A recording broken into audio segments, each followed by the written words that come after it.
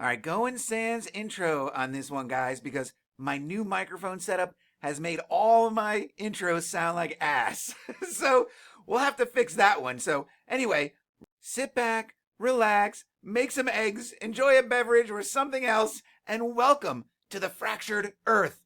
Have fun, guys. All right, so I recently came across this book, Skepticism in Geology and the Reasons for It, and it was published in 1877. And this book is amazing. But before we break it down, I think a little Mud City context is in order. In Mud City, in 1877, our friends, the completely independent, answers to no one but themselves, collection of artists and scientists known as the Royal Society, are over 200 years into their mission to extend not only the boundaries of the empire, but their own boundaries as well.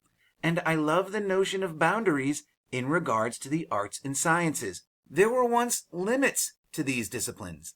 Limits, I'm assuming, placed upon them by the Catholic Church and the Holy Roman Empire's ever-growing university system of knowledge disbursement. And so the problem was that these fellows and their sovereign king, who was building an empire of his own, they didn't like that. And so buoyed by their crown's emancipation from the papacy, these fellows were free to extend natural philosophy to theirs and their majesties' heart's content. And once they get enough of these extensions in order, which again, in Mud City, include a controlled population reset, a population they in turn get to program through their own knowledge disbursement centers. Centers people like the Keymaster are desperate to see built. Extensions of the propaganda division run out of St. Paul's and fed by the publishing industry being built up around it. Publishers who were very eager to provide whatever material was needed. Everything from hymns to sermons, encyclopedias, dictionaries, poetry, and that exciting new development, fiction, which could include just about any type of story they wanted, right? And hey, let's not forget about all the radical politics being squoze out by the juice. These publishers are responsible for providing the empire with its indoctrination materials. Materials cooked up by our friends in the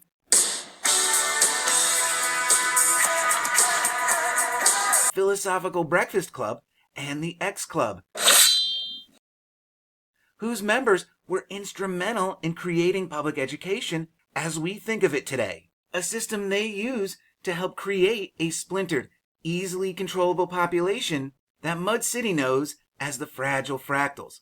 Race, sexual orientation, politics, these things are incidental mechanisms of population control. Fracturing the human species helps the Royal Society and the Empire achieve its full extension by pumping their new arts and sciences into the new world.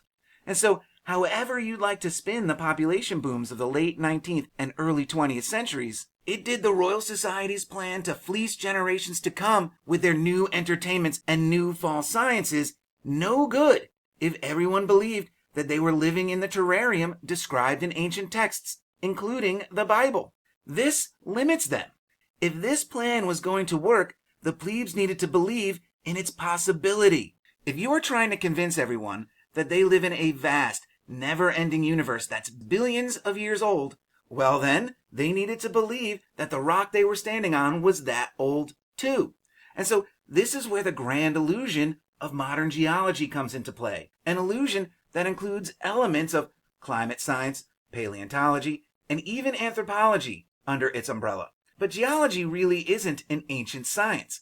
Right? Modern geology as we know it really starts to gain momentum in the late 18th, early 19th centuries with the work of fellows James Hutton and Charles Lyell, who were key figures in the development of the theory of uniformitarianism, a theory that, at the time, dated the Earth to hundreds of millions of years old. And when that wasn't good enough anymore, it magically turns to billions. How convenient! And so this theory was able to gain the type of purchase in the human psyche that it did because it received massive support from society-approved education centers and early science fiction writers like Jules Verne and H.G. Wells. It's no coincidence that works like Journey to the Center of the Earth, which also helped to popularize the idea of dinosaurs, right, Around the World in 80 Days, The Time Machine, and War of the Worlds, right? It's no coincidence that these are all Terra-based stories, yet they underscore concepts of a vast universe in endless time, a la heliocentrism. And so you may be asking yourself at this point, what exactly is the theory or doctrine of uniformitarianism? Why, it's the assumption that the same natural laws and processes that operate in our present-day scientific observations have always operated in the universe in the past and apply everywhere in the universe. That's a fantastic claim, right? And so what they're saying is that the same forces that shaped all the mountains and valleys and canyons and what have you, these forces are still in play today. And so what this essentially boils down to is erosion. So erosion is an assumption, is it? Well, that's pretty interesting. I'm not exactly sure what part assumptions are supposed to play when determining scientific fact, but the Royal Society seems fine with it. And they love this theory so much that they prop it up against another geological theory of the day called catastrophism. And this was a theory that stated that it was massive tumult that was responsible for the shape of the earth. And it's a theory that falls more in line with Judeo-Christian dogma. And so propping these two theories up, creating the illusion of choice, the way the Royal Society likes to do, there has to be a winner. And wouldn't you know it, uniformitarianism prevails. And it's that which is taught in society-approved education facilities. And before you know it, the Earth isn't thousands of years old and built for us anymore. Oh no! The Earth is billions of years old and created by chance. The Earth was created by accident. And this became a very popular theory thanks to the efforts of the X Club and their science fiction writing friends. Even Helmet Head was able to prop up his theory of evolution and natural selection by borrowing liberally from the work of Charles Lyell. Work that I'll remind you that was based on an assumption, right? But people ate it up because having a history that traces back, in the case of humans, millions of years, released them from a bondage of religious dogma that tied their fate to a creator God, one who may or may not hold them accountable if they didn't stay within their limits. Having a history that goes back millions of years gave mankind liberty to put themselves before any creator God and left them open to the influence of the Royal Society's new arts and sciences for the new world being prepared for them. The doctrine of uniformitarianism, and the theory of evolution for that matter, proved so popular that the papacy allowed for them, lest they lose the last pretending to be faithful. And so now, in Mud City, the process of severing mankind from its natural purpose, whatever that may be, had begun, and it was gaining traction. But surely this wave of assumption wearing down on the world wouldn't go unopposed. Was there no man with stones enough to challenge these clowns and their assumptions? A champion for people of reason and free-thinking scientists who may be too afraid of the professional repercussions of speaking out against the theory of uniformitarianism? Because remember, if you spoke against these guys, you were blacklisted. And so, praise be to Yaldabaoth, such a hero did exist. A man who inspired fear in the hearts of Victorian-era geologists. A man whose name was only spoken with quiet dread. Verifier. Protector of the scientific method and its application towards dating the realm. And his book, Skepticism in Geology and the Reasons for It, is a condemnation of the doctrine of uniformitarianism and those who promote it. And so what's presented here is a highly abridged version of this book. But all we need to know going forward is that the verifier and some of his equally anonymous natural philosophizing friends have had all they can stand with the theory or doctrine of uniformitarianism, which they call modern causes, and they can't stand no more. And they use this book to muse that. Some people are really fucking stupid. And the verifier has this to say about these guys. Why are you guys dumb? You guys are so dumb. Because he thinks they're Stupid! You're so stupid! And so to kick it off, the anonymous author of the preface has no problem calling them out when he begins by saying, the geological theory of modern causes was presented to the world in a manner so attractive by the gifted author of the principles, and his explanations of some of the most profound cosmical phenomena appeared to his readers so easily intelligible that they have taken root almost without being questioned. Many persons, however, including the writer of the following chapters, while rejoicing in the real gains and conquests of science, have from the first felt the want of that scientific proof of this theory which philosophy assures us is alone capable of producing rational belief. Some people are really fucking stupid. Right? So he comes out swinging, right? The theory of modern causes is fake science. He even implies that it's irrational to believe it because it has no proof, right? He continues that there seems no reason why geology should be exempt from the tests demanded from the other sciences and beliefs, insinuating that this has not been done because it is easy to attribute to the action of the elements and of earthquakes phenomena not easily accounted for. Is it not possible that, in the reliance placed by the promoters of this theory on such feeble agencies, they have been misled by plausible but mistaken analogies, which can never counterbalance the entire absence of any positive proof of what they assert? Where are you guys dumb? You guys are so dumb. They have no proof, right? He even says, I don't know if you caught this, he says that the elements and earthquakes are feeble agencies in the face of the power that created the earth. And so he says that at all events, there can be no presumption in asking that their facts and instances should be passed in careful review and scrutinized. The assumptions of modern geology have filled some minds with alarm, and so let us, in the cause of truth, try to ascertain whether her own foundations are secure. Are the foundations of truth secure within the theory of uniformitarianism? Because a theory is but a scaffolding by which we approach the colossus nature, capital N, in the attempt to develop some new feature. And that end being served, the scaffold drops away, continuing his trolling, right? If your scientific theory is so sound, why are your scaffolds still up? Stupid! You're so stupid! Right? But he does admit that the theory of modern causes has done some service in advancing and popularizing geological study. But unlike other recent geological fads, it has had a long and prosperous career, about 100 years or so by this point. Even after this 100 years, however, have some heavy blows been dealt to it, the theory of uniformitarianism, perhaps unintentionally, by its own friends and supporters. Thus, Professor Huxley acknowledges a very remote period when the Earth was passing through physical and chemical conditions which it can no more see again than a man can recall his infancy. Darwin, Lyell, and others who proclaim a term of 300 millions of years insufficient for some of the operations of geology are warned. So much the worse for geology, since physical considerations render it impossible to allow her more than 10 or 15 millions of years. And more on this in a second, because researches into the dissipation of energy have already dissipated the uniformitarian doctrine that, thanks to a supply of heat furnished constantly to our Earth by the sun, the state of things which has existed on it for millions of years will continue, unchanged, for as many more millions.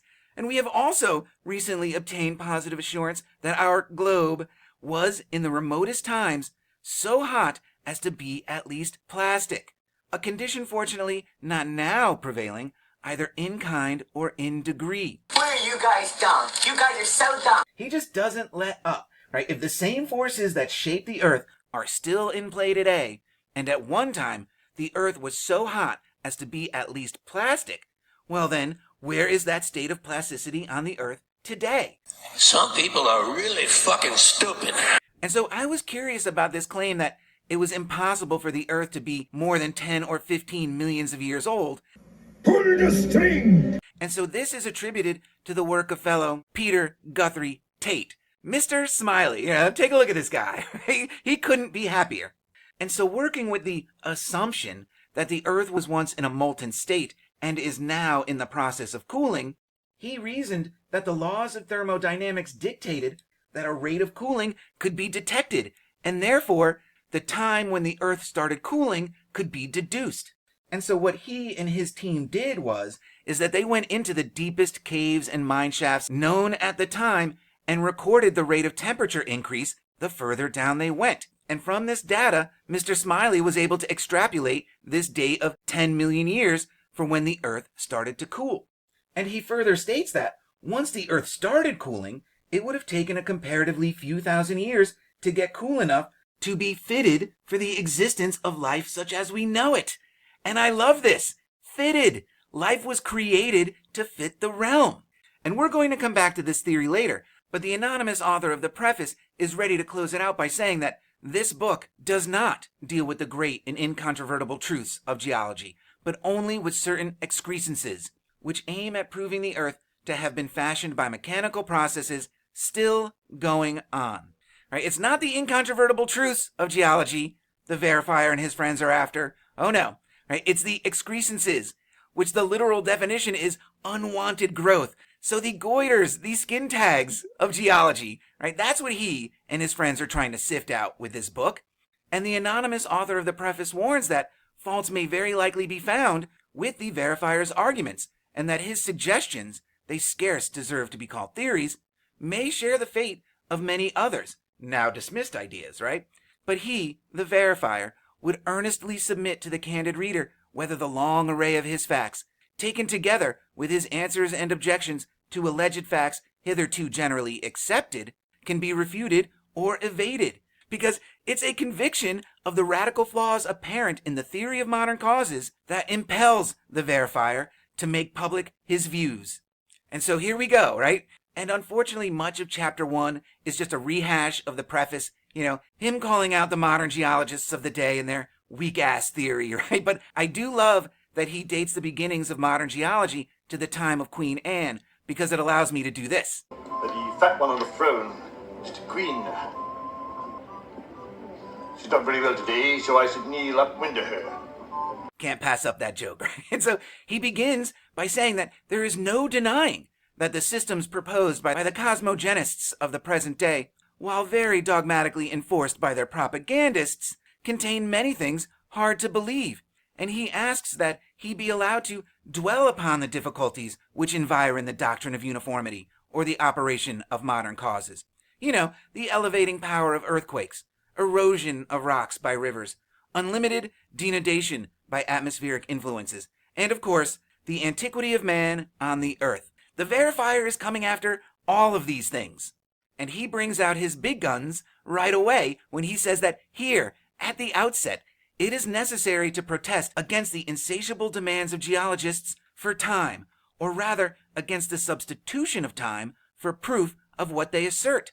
Modern geologists seem unconscious of the fallacy of supposing that an event which to all appearance is not happening, and which certainly has not happened within the period of the world's known history, can ever come to pass, conditions and circumstances remaining the same and no new motors coming into the field. Some people are really fucking stupid. There cannot be a more groundless assumption than that time is power. Boom.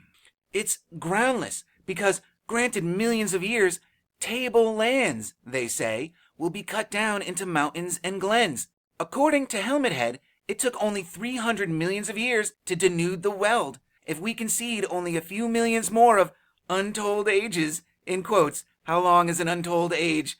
The present continents will all be washed into the sea. Where are you guys dumb? You guys are so dumb. And so the Weld that he's talking about here is this area in Kent in southern England. And I love that this is the best picture that the curators of the Weld's Wikipedia page could come up with. Right? Couldn't pick a sunnier day, maybe? Yeah, I don't know. Right? But he calls them out. Unlimited time is a cheat because you can attribute anything to unlimited time. Things like metamorphism, or the alteration and conversion of one kind of rock into another on a large scale and over great areas. By it, metamorphism, sandstone has been or may have been converted into quartz rock or even into granite, shales into mica schists, and fossiliferous limestones into crystalline marble. That such effects have been produced in a former condition of the earth, we have full evidence. The question is how it was affected. About this, geologists are much perplexed and greatly at variance. Some people are really fucking stupid. But according to the verifier, one thing at least is clear, and that's that the modus operandi of metamorphism is neither satisfactorily explained nor approximately understood, and that it has been found impossible to realize metamorphism or even to imitate it in the laboratory. And so now this is where science is kind of caught up with this idea, because they can manufacture certain gemstones and minerals in lab settings today, but certainly I saw nothing to suggest that they could transform massive areas of one rock into another. And so given the date and all that has been stated, we can arrive at one unmistakable conclusion, that metamorphism is a thing of the past. Its processes not now discoverable, and it must therefore be dismissed from the category of causes now in action. Right? If you can't show it to me now, you can't call it a cause in action. Stupid! You're so stupid! So if you ask me, he's got him dead to rights there, right? So next on his hit list of modern causes is earthquakes. You don't think earthquakes are responsible for the shape of the earth, do you?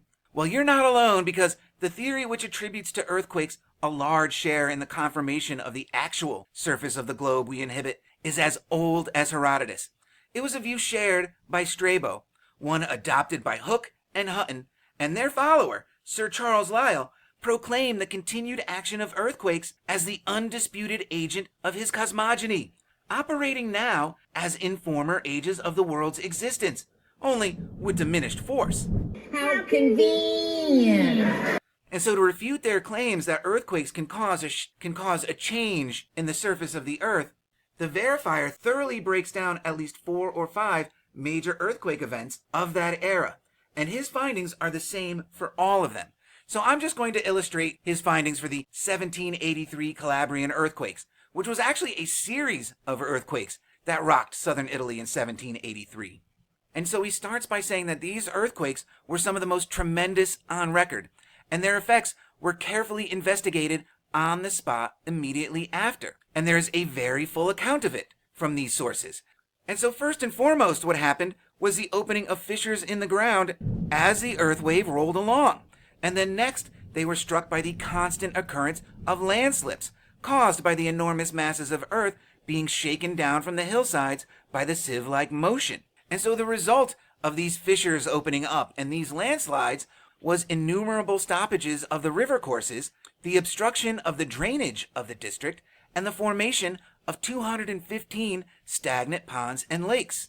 But in less than 100 years, all the fissures gradually closed up, for they were confined to superficial deposits, and that no fissure was created in solid rock or that any enduring change of level had occurred. Stupid! You're so stupid! Given time, the earth will largely right itself. It can't clean away mud debris from landslides and stuff. That's what the people are for, right? But no permanent change in the crust or shape of the earth is affected by earthquakes. Not in the plains or low grounds, or even in the mountains. Because as a general rule, the earthquake force seems to glance off and be turned aside from reaching the solid rocks of older formations, right? So mountain chains are earthquake stoppers. The verifier continues that the difficulties of modern geology are greatly increased owing to its undertaking to produce vast effects with means which, on investigation, appear utterly inadequate to perform them. Where are you guys dumb? You guys are so dumb. As stated earlier, earthquakes are inadequate means to shape the earth. However, the results of this thinking are so stupendous that even its adherents show signs of incredulity as to their own theory and a want of confidence in it. These modern geologists, they don't even really believe what they're saying.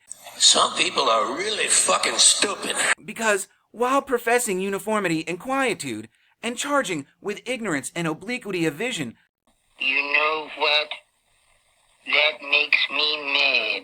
Modern geologists are compelled themselves to resort to these inadequate means to account for the creation of mountains, valleys, and riverbeds, although laying the chief stress on denudation. More on that in a bit. Thus, a stubborn repudiator of any but modern causes writes, valleys, lacustrine hollows, tablelands, and mountains have all been, more or less, slowly formed by the forces we see even now at work in the world around us. But he adds, it is evident that the great mountain chains of the world are due, in the first place, to upheaval. Oh, no, you didn't. Stupid! You're so stupid! When dealing with the formation of mountains, the advocates of modern causes endeavor to answer the question by suggesting some upheaving force acting from below. This idea underlies all their speculations. Lyell refers to the elevation of mountain chains to the effects of subterranean power, similar to that which causes volcanic eruptions. And of course, the verifier has volcanoes covered, right? Because volcanoes are a purely collateral phenomenon, which have existed in all ages of our planet.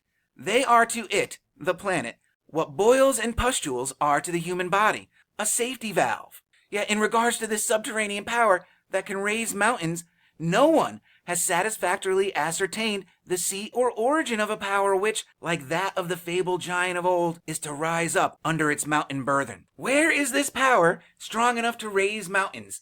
And so the quatitudinarian geologist will answer that these upheavals are due to tranquil and gentle disturbances, to multiplied convulsions of moderate intensity, a succession of uniform minor movements repeated at distant intervals and after long pauses.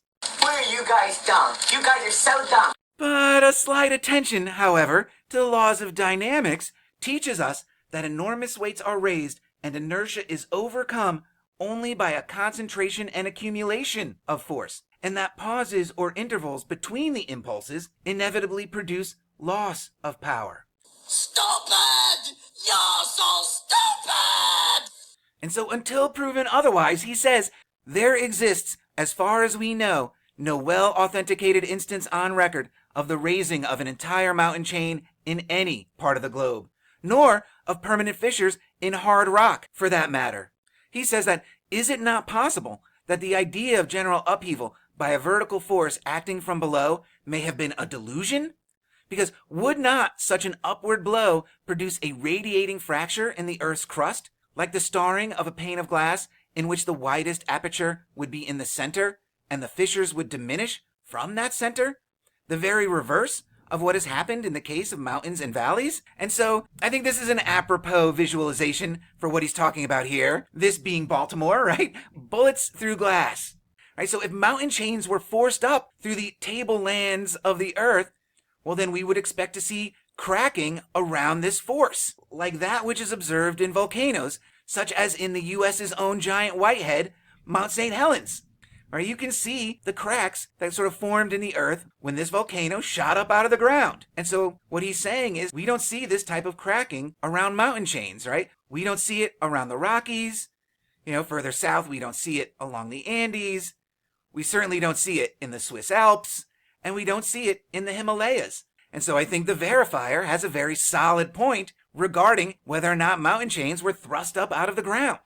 And we're going to save how the verifier thinks mountain chains were created for later. But real quick before we move on, in this long and boring chapter, the verifier dispatches the idea that Sweden and Norway are rising, which was a popular idea at the time. Big shock, they weren't, right? And so continuing the verifier's hit list on modern causes, what didn't cause the shape of the earth? Denudation, things like river erosion. Surely the mighty Colorado is responsible for carving out the Grand Canyon, right? Wrong. Among the assertions which have been accepted as facts and assumed to be verities by geologists is the theory of the erosive power of running water and the conclusion that the valleys, gorges, and beds of rivers, many of them composed of the hardest and most indestructible of rocks, in all parts of the world, have been cut by the streams now running through them, however inconsiderable. Some people are really fucking stupid. Right? The Colorado today is inconsiderable compared to the force needed to cut away this rock. Writers of the modern school of geology adopt this, the theory of river erosion, as the basis for cosmical operations. Their system cannot work without it. It is laid down in their elementary manuals and reasoned on in the profoundest of their philosophical papers. And those who dare to doubt are treated with ridicule. You know what? That makes me mad. But the general acceptance of this theory seems to be due to the confounding together of certain undoubtful fluviatile operations. Currents of water in rapid motion partially abrade their beds by forcing stones and gravel over them. They also drill holes in solid rock by making loose stones revolve constantly in their vortex, thus hollowing out pits or cauldrons many feet deep. Sometimes, by constant wear, two such potholes are thrown into one. In both cases, this is purely mechanical erosion, since the stones and not the water are doing the work here. But these forms of erosion occur only near falls and rapids, and are always marked by the curved or conchoidal surfaces which they leave behind on the rocks. There is no instance to be found in any part of the world of water, even with these auxiliaries, cutting down a smooth, clean vertical surface in hard rock. No proof exists of any of the processes of watery action above enumerated being able to produce straight cliffs. If running water specially possessed this useful property of opening in hard rock such cuttings as these, it is inexplicable why our scientific engineers should have failed to avail themselves of it. Stupid! You're so stupid! If water can hew solid rock, then why aren't scientists doing that?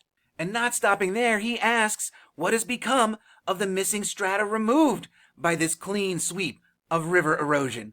Why, they have been carried away, we are assured, grain by grain, by the denuding forces, weathering, rain, frost, and the fluviatile and marine actions. But in case this astounding announcement should not meet with submissive acceptance, we are warned by one of its most zealous propagators that a long process of geological education is required to realize the conception. Don't feel bad if you don't understand. You're not smart enough. Here, let me show you to my society-approved education facility. We'll learn you up real quick. And so the verifier continues that the difficulty seems to lie not in the great amount of denudation, which without doubt has made its mighty influence felt in all parts of the earth. The difficulty lies in attributing denuding powers on such a scale to such trivial causes as those to which the geologists restrict them. Running water, earthquakes, wind, and so forth, right? These are trivial causes. A disciple of the school of modern causes must indeed be gifted with faith without measure to believe this theory. Take the denuding power of the sea, for example, right? The needles of the Isle of Wight are a familiar example of this sort of thing. Only they consist of soft chalk. But all these rocks have stood, little if at all altered in size and form since the beginning of the historic era. Those who live close to them detect very slight change, that so far from proving the power of modern agencies, they demonstrate that the uncontrolled pressure of the Atlantic, aided by the most rapid currents known on the shores of Britain, are unable to complete the work of oceanic devastation effected in a former age of the world by destroying these apparently feeble obelisks. Stupid! You're so stupid! If this is soft chalk rock, then why hasn't the ocean ate it away yet? These needles have stood for time immemorable and with no observable change. But the ocean can affect some change because the mechanical force of waves during storms and hurling heavy detached rocks against cliffs, like battering rams, must not be ignored. But it is equally true that there are as many places where the land is gaining upon the sea.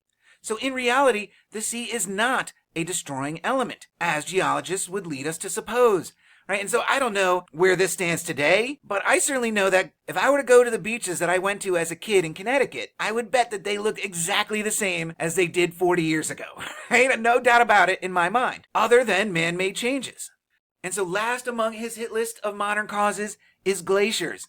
But surely glaciers, the massive sheets of ice that once covered half the world as we know it, are responsible for how some of our Earth looks today, right? Not so much maybe, because to appreciate this power, the power of glaciers to change the face of the Earth, we must dismiss from our minds the trivial workings of modern glaciers confined to deep sunken beds, down which they descend with a slow motion and with a moderate erosive action.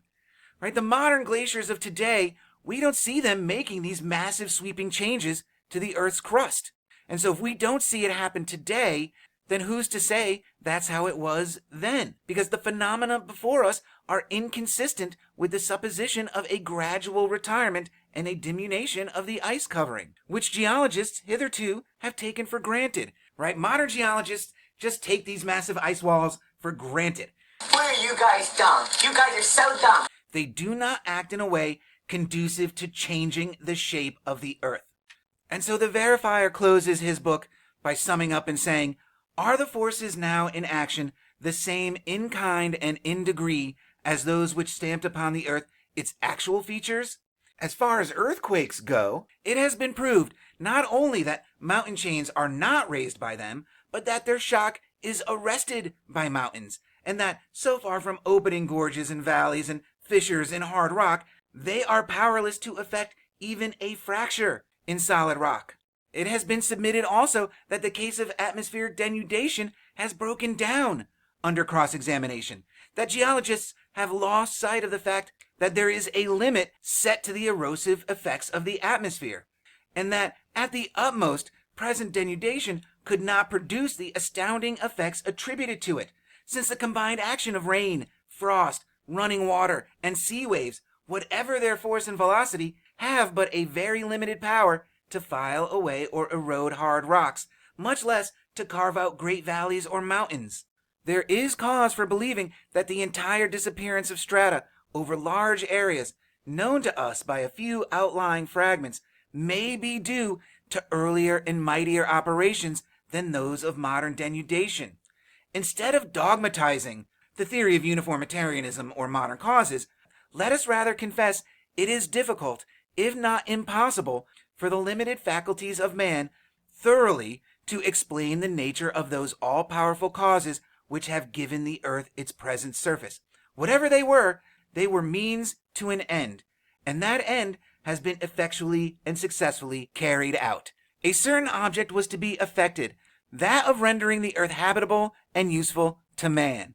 And so he concludes that the hunger of the mind to see every natural occurrence resting upon a cause, and the vanity of believing that modern science can account for and explain everything, appear to create in the scientific mind a stubborn resistance to the belief in a first cause. And so here we have it. The verifier and his crew, and people like Mr. Smiley, were creationists. The earth was created to render it habitable and useful to man. Life as we know it was fitted to it. Creationism was alive and well, or at the very least alive in the minds of some natural philosophers as late as 1877.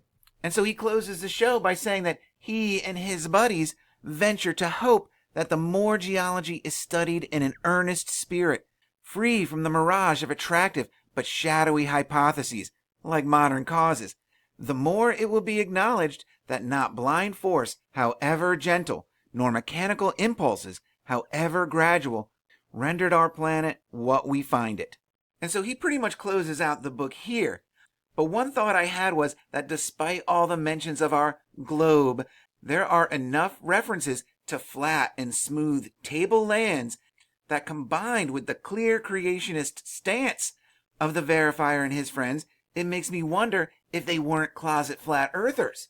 That's just a little fun thought that I had, right? Because now we come to how my new best friend and his fellows think the shape of the earth was affected.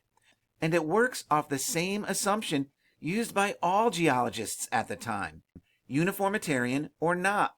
And that's that the earth was once in a smooth, molten state, and that it cooled.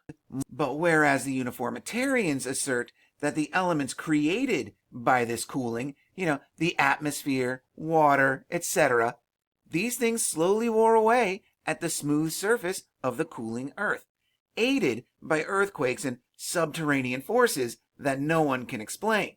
And it's this combination of things that created the shape of the earth. While the verifier presents the idea that the earth cooled too quickly and it cracked, leaving massive fissures that created the mountain chains and canyons and valleys and what have you. And that as the earth continued to cool, it was covered in ice. And as that ice melted, it merely softened some of the rough edges of the mountain peaks and valleys and so forth. And also presumably filled all the oceans and lakes, I imagine. The verifier doesn't really get into that. He's all about the rock. And so to quickly demonstrate what he may be talking about, this is a picture of thin glass cracked under a microscope. And so let's compare this to an aerial shot of the Swiss Alps, whose snow-covered peaks really add to the effect, because even my failing eyes see the similarity here.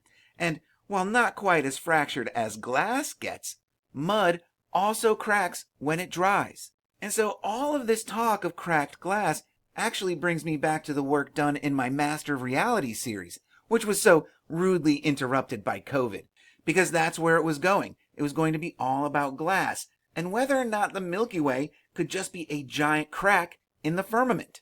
But regardless, this concludes my breakdown of the verifier's skepticism in geology. Not only does the verifier attempt to destroy their argument of modern causes, he actually presents a more plausible version to boot, really sticking it to these guys. But we're not done yet, because who was he? Or they, as the case more accurately was. Who would be brave enough to challenge the work of these so-called geologists? And maybe even more importantly, who could they trust to protect their identities? Surely not any of these hooers. But it's a moot point, really, because history has divulged the identities of these men. And we're just going to worry about the main man himself. I just don't have the time to get into his accomplices. But in a cherry that I didn't see coming, the chief verifier was none other than John Murray III. What? Heretofore known as Thrice, El Capitano of the Murray Publishing Empire in 1877, who descended from all the Templar Masonic madness of the Murrays of Tullibardine, and whose family's publishing empire is seated right across the street from the Royal Society's HQ. Yup. And so I don't know about you, but this is no longer a trolling of the stupid geologists of the day. This is evidence of the Royal Society controlling the geological narrative, spinning it so the fragile fractals that are fumbling their way around the fractured earth never find their way. All right, so that's all I have for this one. I hope you guys enjoyed it. I certainly had a whole lot of fun putting this one together. There will be more videos, so be sure to stay tuned for the next Earth Fracturing episode. Remember, guys, just because you don't know the truth doesn't mean you can't have fun with the lies, right? So until the next one, cheers. Stop it!